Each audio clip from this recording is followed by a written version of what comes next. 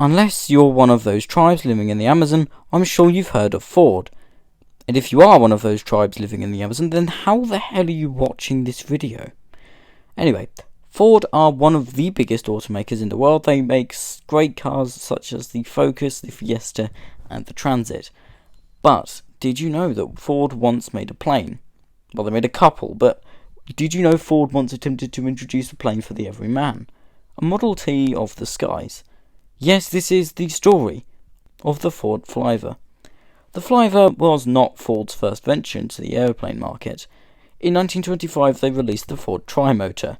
However, this time they wanted to create a smaller, mass-produced everyman's aircraft. In 1926 the idea was proposed to William Bushnell Stout, manager of Ford's aircraft division.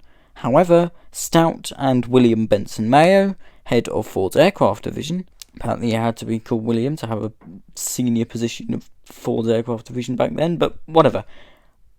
They wanted nothing to do with the idea. Therefore, the plane was built in a museum building in Ford's laboratories. The Flivver had a single seat and was designed with Mr. Ford's instructions in mind.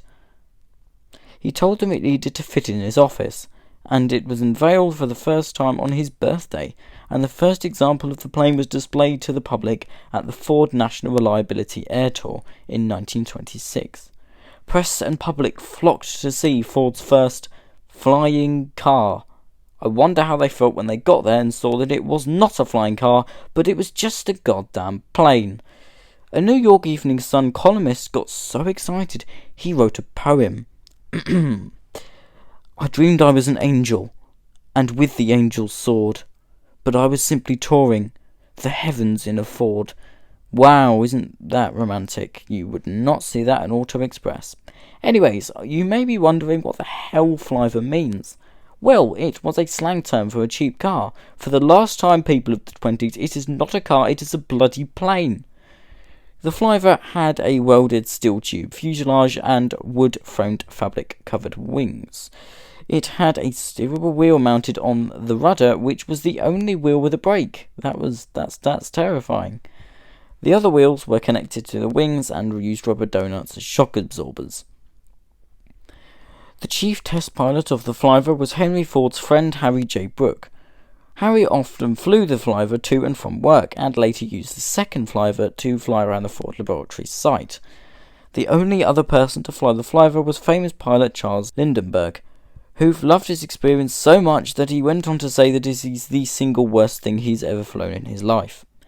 A variant of the Flivver was built with longer wings in order to try and win the long-distance record for a small aircraft. Brooks had to fly from a Ford field in Dearborn, Michigan to Miami in Florida. The first attempt was on the 24th of January 1928. He landed short in North Carolina. During the second attempt, Brooks landed 200 miles short of Titusville in Florida, due to a bent propeller. However, he did achieve a 972-mile record. Harry Brooks stayed overnight at Titusville and mended his plane. Brooks set out on the 25th of February and circled over the Atlantic. However, his motor died and he crashed off the coast of Melbourne, Florida. The plane was found washed up, but its pilot was never found. The crash was caused by toothpicks that Brooks had inserted into the vents around the fuel cap in order to stop moisture entering and condensing overnight. They blocked the vent holes and caused a stoppage of the engine. Henry Ford was extremely upset at the death of his friend. Ford stopped production of light aircraft. They did venture back into the light aircraft market with the Flycar and the Model 15P. However, the Model 15P crashed and neither made it into production. Therefore, Ford decided to stick with what he knew best, and that was cars. Although the tale of Ford's dabble into a mass-produced airplane does end in a sad way, it does make me wonder what the world would be like if Ford had succeeded in introducing a mass-produced plane for the everyday person. Perhaps we would have all been flying around, utterly destroying the ozone layer.